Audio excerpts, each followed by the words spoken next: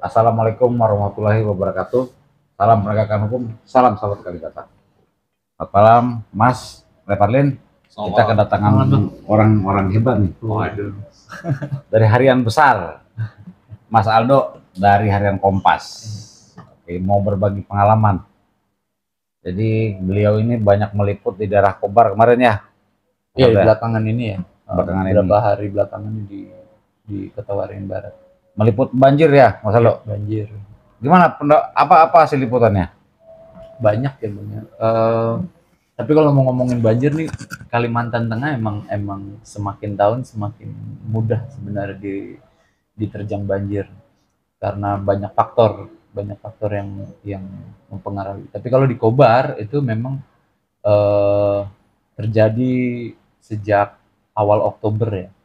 Bahkan akhir Oktober itu mereka itu banjir yang paling buruknya. Jadi merendam sekitar hampir seluruh kecamatan lah di Kota Waringin Barat. Yang terburuk itu ada di Arut Selatan.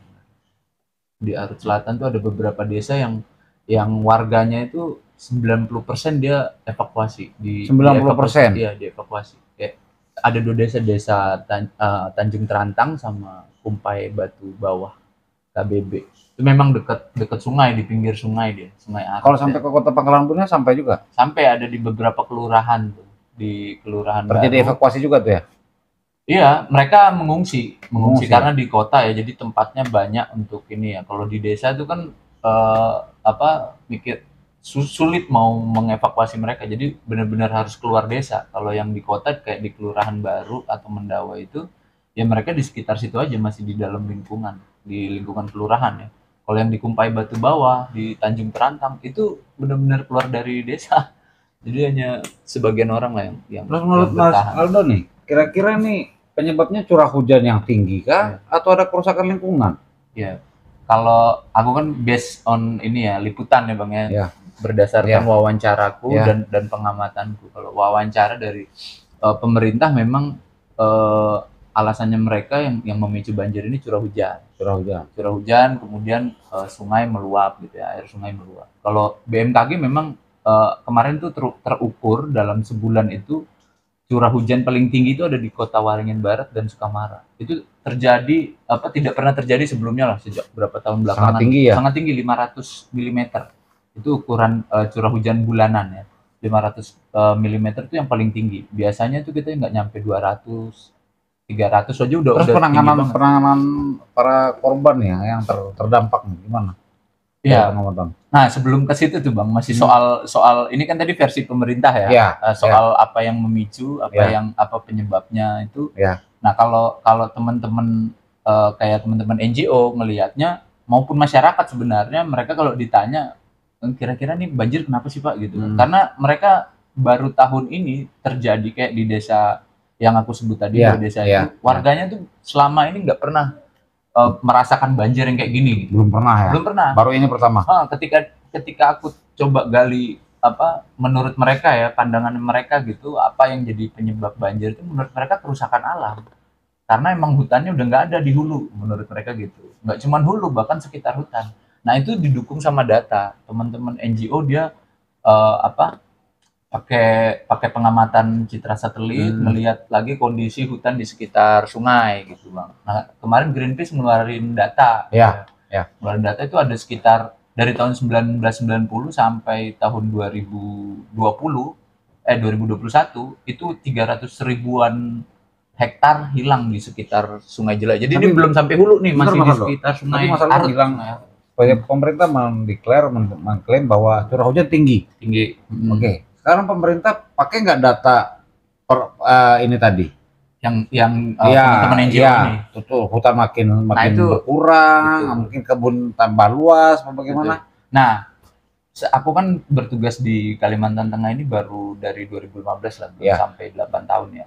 Sejak 2017 itu banjir udah mulai sering tuh, 2017. Sejak itu juga pemerintah tuh menjanjikan akan membuat kajian nih secara utuh, bahkan akan membuat riset. Tapi sampai sekarang tuh belum kelihatan tuh barangnya. Belum terlaksana. Jadi aku nggak tahu mereka itu membuat berargumen bahwa ini karena curah hujan itu berdasarkan penelitian atau ya pengamatan gitu aja gitu. Ya tapi menurut saya kan harusnya begini ya, Lebaran. Kalau pemerintah mendeklarasi sesuatu kan harus berimbang datanya. Betul. Jadi tidak bisa hanya memakai curah hujan, dia juga harus melihat lingkungan hidupnya kan bagaimana. Apakah pertambahan perluasan hutan sawit, misalnya tanaman sawit makin luas kan harus bikin ininya. Kalau Lebaran memang betul Lebaran. Ya, jadi tertarik ya, karena persoalan banjir ini ada sedikit argumen pemerintah ini menyalahkan seolah-olah alam yang salah. Iya. Karena kalau bicara hujan ini kan berarti banjir ini alam yang salah. Ya. Tuhan ngasih banjir gitu ya. Ngasih banjir. Ini lewat curah hujan. Paradigma berpikir seperti itu saya anggap itu udah ini seperti pasrah. Ya padahal manusia ini dilengkapi dengan akal pikiran. Apalagi kita bicara pemerintah, dia punya kewenangan. Nah, yang saya tertarik di sini kita bicara Kalimantan Tengah. Data sudah menyebutkan bahwa terjadi perubahan ekosistem. Ya, salah satunya kita kalau mau jujur sajalah pada diri sendiri, pada masyarakat, bahwa kondisi hutan yang ada di Kalimantan Tengah, kita jujur hari ini semua sudah berubah. Betul. Jadi kalau bicara status kawasan, ya bisa jadi hanya datanya status hutan. Tapi realitanya hutan itu nggak ada. Benar. Kalaupun kita mau jujur, kita cek lapangan, itu bukan hutan. Iya. Betul. Sudah banyak terjadi alih fungsi yang awalnya itu hutan menjadi perkebunan, area perkebunan. Nah ini juga salah satu faktor pemicu terjadi banjir. Ya, karena kalau kita bicara perubahan ekosistem, maka dengan sendirinya hutan menjadi kawasan perkebunan itu juga berdampak kepada perubahan-perubahan alam. Nah, jadi saya melihat di sini, saya mengkritik pemerintah. Berarti ada mekanisme penerbitan izin yang membabi buta. Nah, saya sebutnya membabi buta. Kenapa? Karena pemerintah tidak lagi memikirkan bagaimana dampak kedepannya terhadap. Atau jangan-jangan ada yang tidak berizin ya? Bisa jadi. Ada yang tidak berizin malah lebih parah. Ada itu. Ya. Ada itu ya Mas Ardo ya? Tidak berizin malah lebih parah dibiarkan.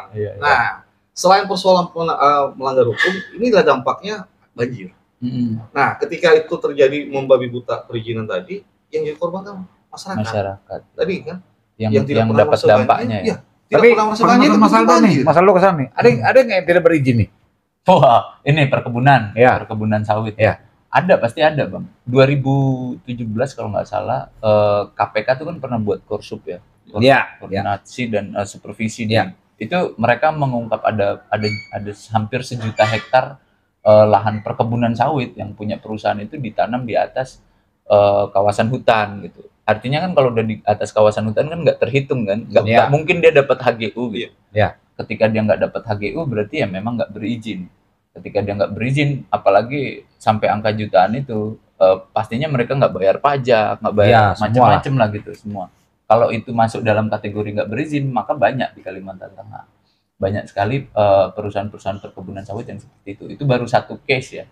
Belum case yang lainnya. Dulu di pengadilan tipikor kita tuh baru-baru juga ada salah satu kepala desa yang dibebaskan itu Bang, karena dia dianggap pungli padahal hakim melihatnya dia itu mengamankan tanah-tanah warga yang warganya emang udah nggak ada di situ tapi mau diambil sama perusahaan, jadi diguntingin perlahan gitu. Jadi perusahaan sekarang untuk mengekspansi ada ini baru, kayak cara baru gitu ya. Jadi ya dibeli aja lahannya warga-warga ini, nggak perlu pakai izin lagi kan? Ya, banyak gitu. Kalau misalkan ngomongin perkebunan yang tidak berizin dengan cara seperti itu, maka banyak di Kalimantan Tengah. Jadi mau yang kayak gimana nih?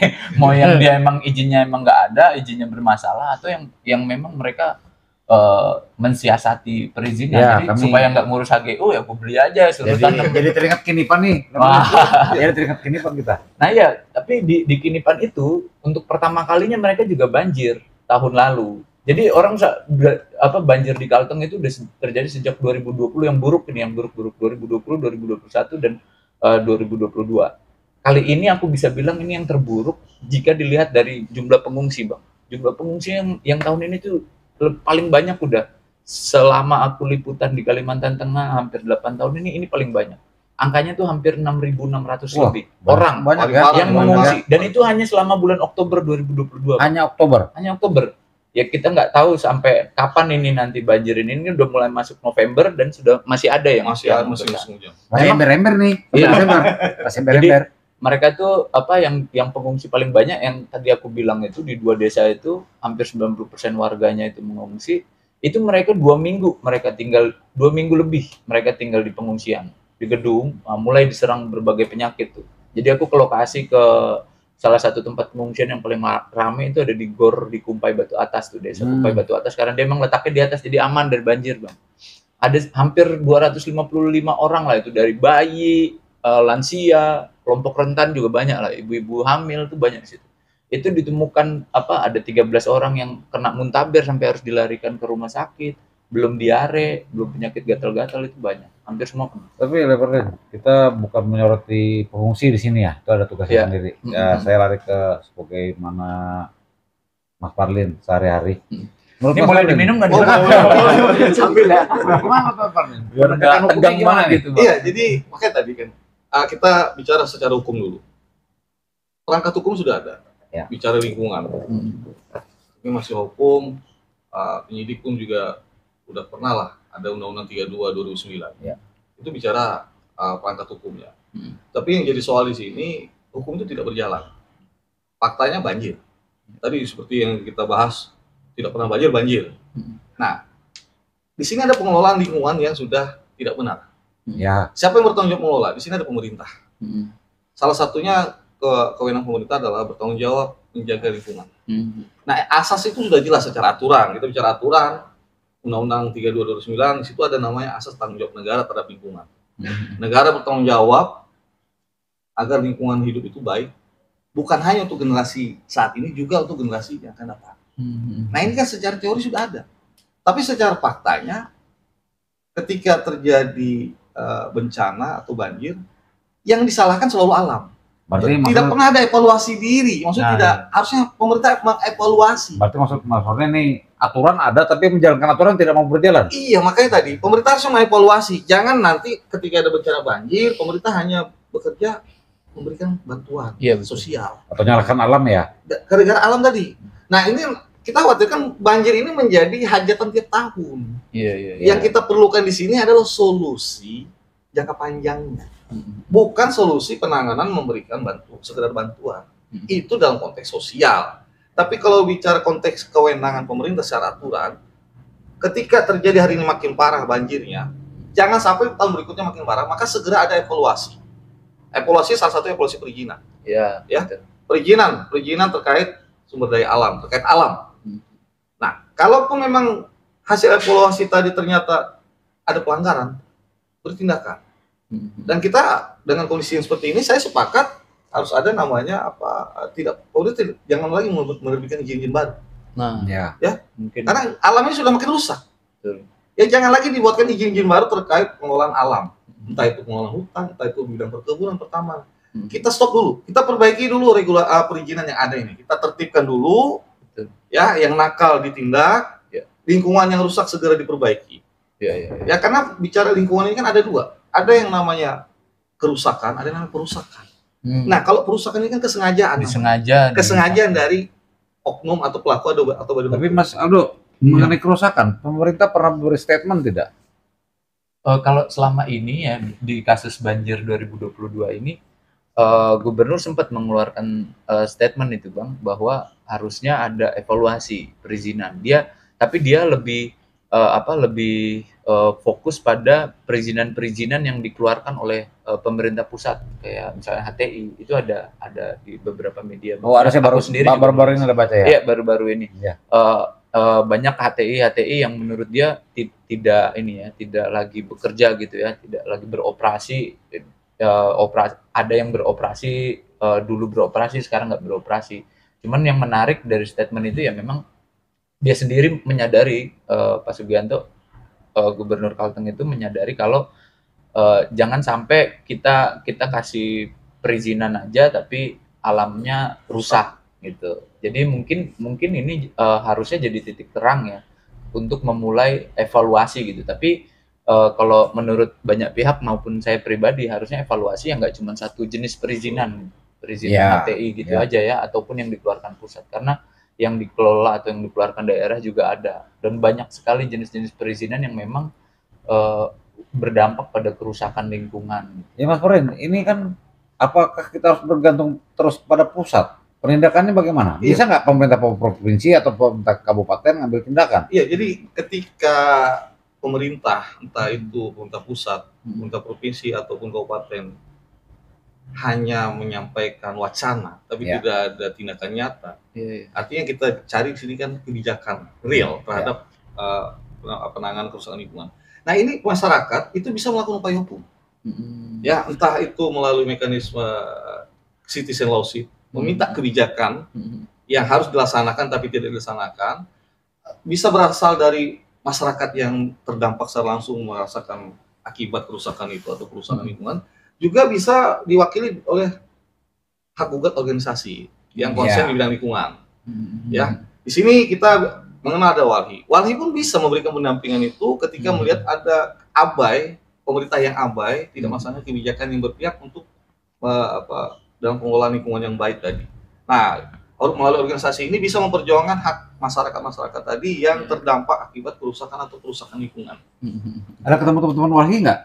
Oh iya, untuk menanggapi banjir itu banyak lah teman-teman suka, bahkan walhi, nggak cuma walhi ya, kayaknya SOB, SOB, berbagai macam NGO di sini kayaknya mereka juga ngelihat dan mantau terus ini bencana banjir.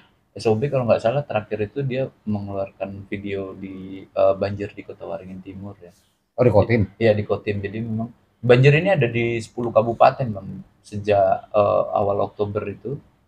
Bahkan sejak akhir September itu udah mulai banjir, itu ada 10 kabupaten. Nah sekarang kalau per hari ini data dari BPBPK-nya Provinsi Kalteng itu tersisa 6 kabupaten yang masih terendam, yang masih banjir. 4 itu udah surut lah, udah mulai surut. Tapi ini kan kita baru memasuki musim hujan sebenarnya. Iya. Jadi potensi untuk banjir lagi tuh. Makanya di awal aku bilang Kalteng ini semakin mudah direndam banjir. Jadi pada saat yang harusnya kemarau aja dulu bulan Juni Juli itu Katingan terendam banjir. Katingan itu hampir 14 kecamatan itu terendam banjir. Udah sejak kemarau itu, apalagi sekarang pun masih terendam banjir. Iya, saya ingat di hulu sana mulai musim kemarau udah banjir semua tuh, udah total. Udah banjir. Katingan tuh yang paling lama. Jadi sebenarnya masyarakat pun karena saking seringnya mereka kena banjir, mereka tuh sampai mensiasati, Bang. Jadi kalau aku jalan ke lokasi-lokasi banjir itu, rumah-rumah mereka tuh dinaikin tengahnya. Dibikin panggung lagi gitu. Itu saking seringnya, artinya kan dia udah terlalu sering dengan bencana itu sampai dia menganggap bahwa itu bukan lagi bencana. Masyarakatnya antisipasi ya? Masyarakat mengantisipasi dengan cara seperti itu. Yang jadi pertanyaan, pemerintah antisipasi nggak? Itu pertanyaan. Iya, jadi masing-masing tuh. Iya, itu. Makanya tadi kan kalau kita bicara Kalteng hari ini ada kejadian lucu.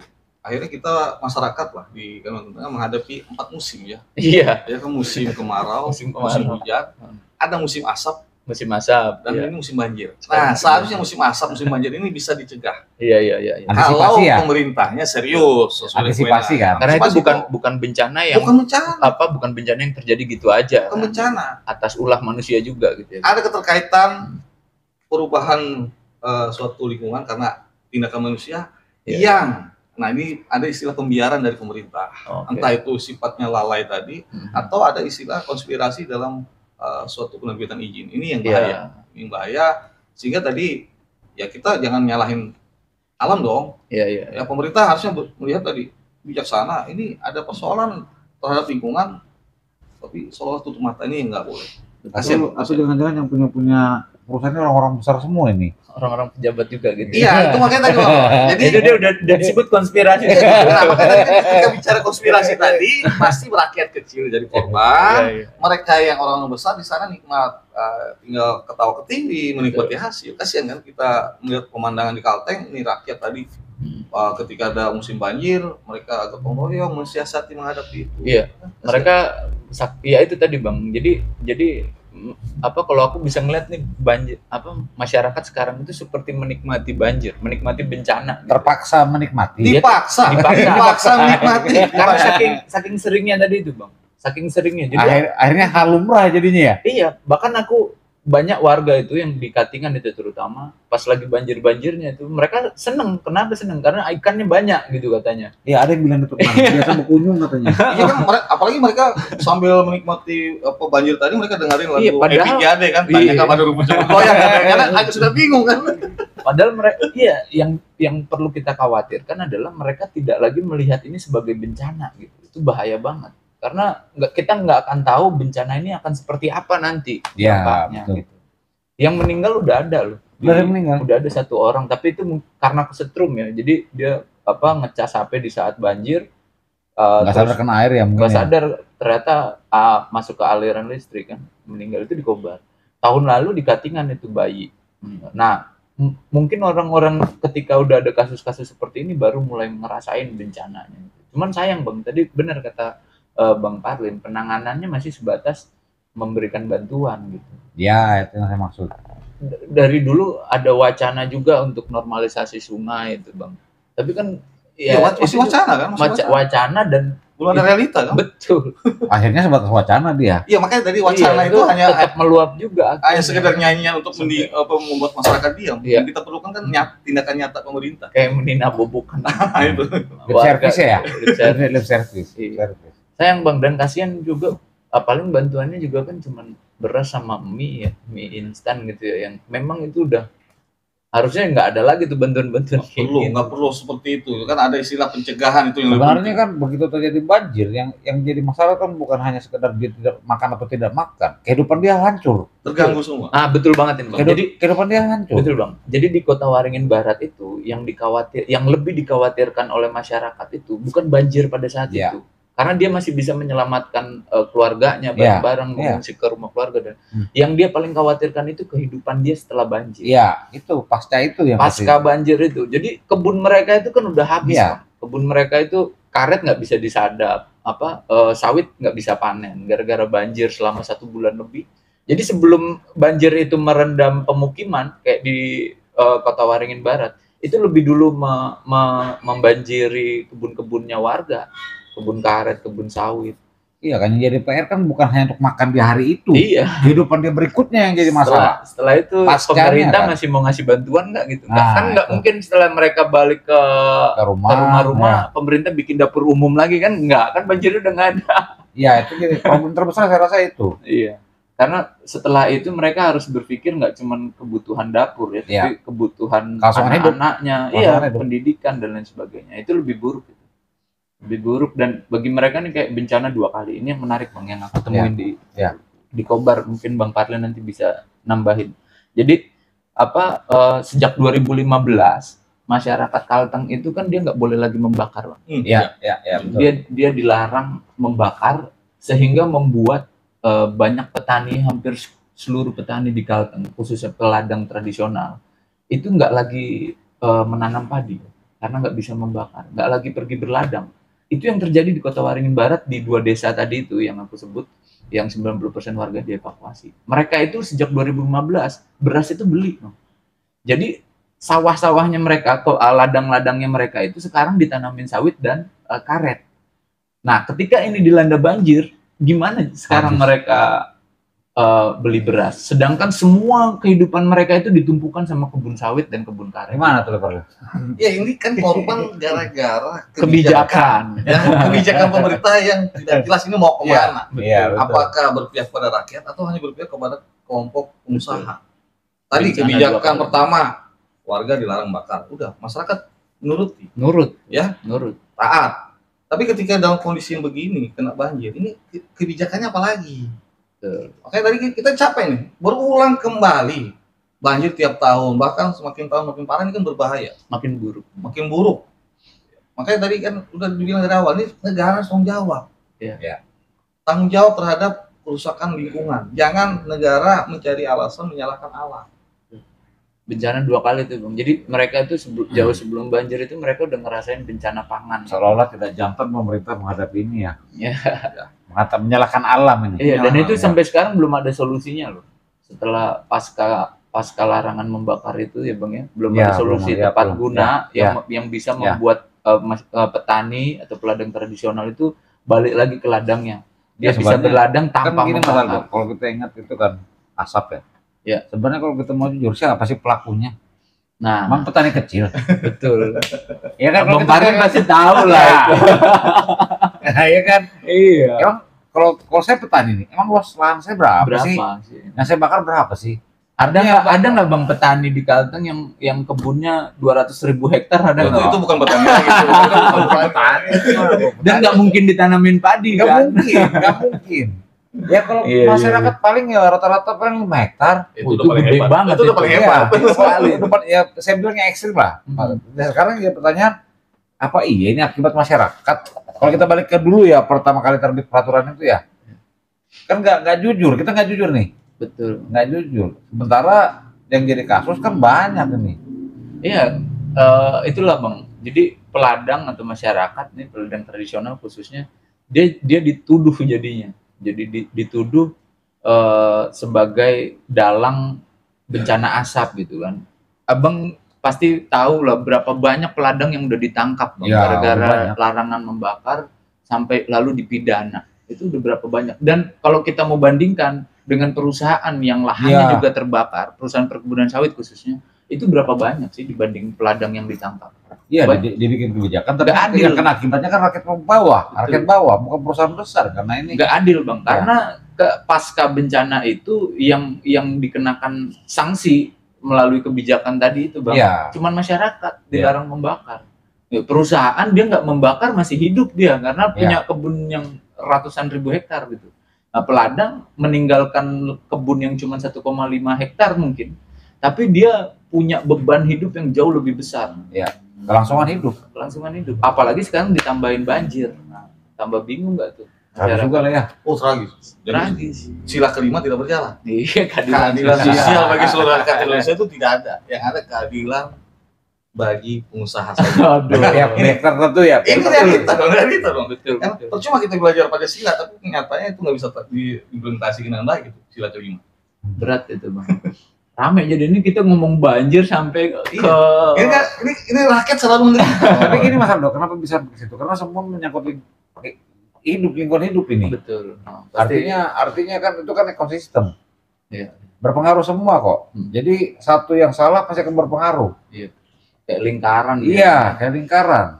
Semuanya kena. Memang ada lagi cenderung masyarakat kita di Kalteng, mungkin Mas Aldo sering terbawa. Cenderung tidak mau melawan. Kebanyakan kan terima nasib seperti Mas tadi bilang lah, Mas Aldo bilang. Itu di mana-mana sih itu Bang. Iya, akhirnya kan dia jadi pasrah gitu. Dia sudah biasa hadapi banjir, akhirnya diakali lah rumahnya begitu tadi kan. Iya, betul. Yang jadi pertanyaan jadi aneh, pemerintah kok nggak berpikir? Iya.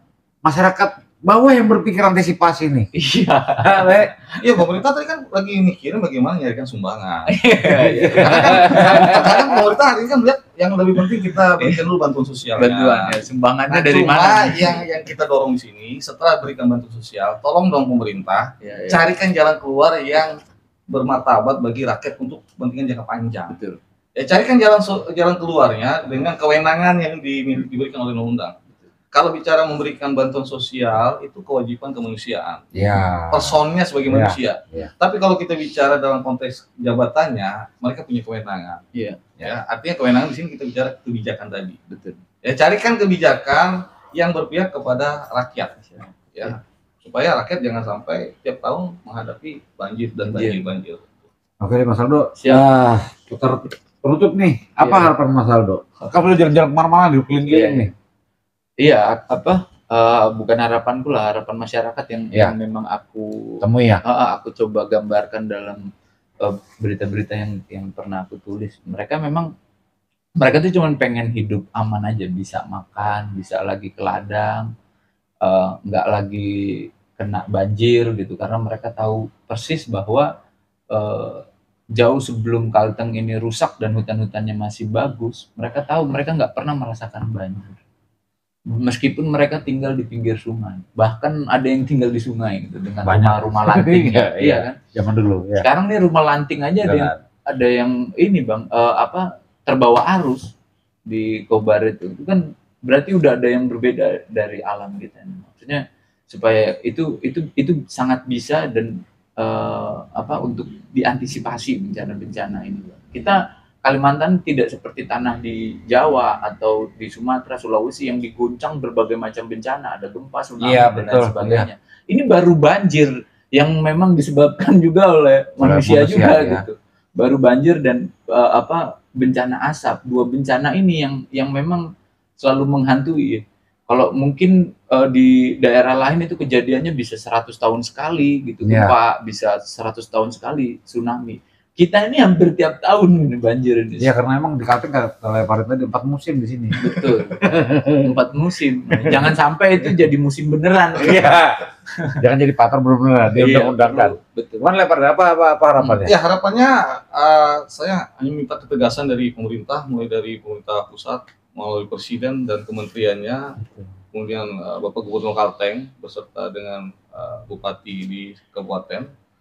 Ada ketegasan untuk menyikapi persoalan bencana yang tadi disebut bencana, entah itu banjir ataupun bencana kebakaran asap. Ada kebijakan yang pro rakyat, kebijakan yang berpihak pada rakyat. Kalaupun memang hari ini kita melihat analisanya ini karena dampak perizinan pembukaan lahan yang membabi buta, ya harus ada evaluasi bahkan penertiban izin.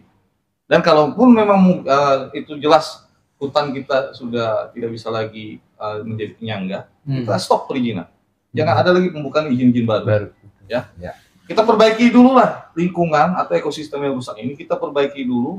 Yang mana yang status sebagai penyangga itu segera ditertibkan, entah itu melalui mekanisme reboisasi hutannya, dan terakhir penegakan hukum lingkungan. Penindakan ya. Ini yang kita penting. Apa yang luput juga. Penting banget itu. Hari ini kita masih sangat sedikit ada beberapa perusahaan yang ditindak karena pelanggaran lingkungan atau perusahaan lingkungan. Ini harus ada ketegasan dari pemerintah supaya sila kelima terwujud benar-benar, bukan hanya sekedar kalimat, tapi benar-benar dirasakan oleh rakyat. Keadilan sosial bagi seluruh rakyat Indonesia. Sepakat itu.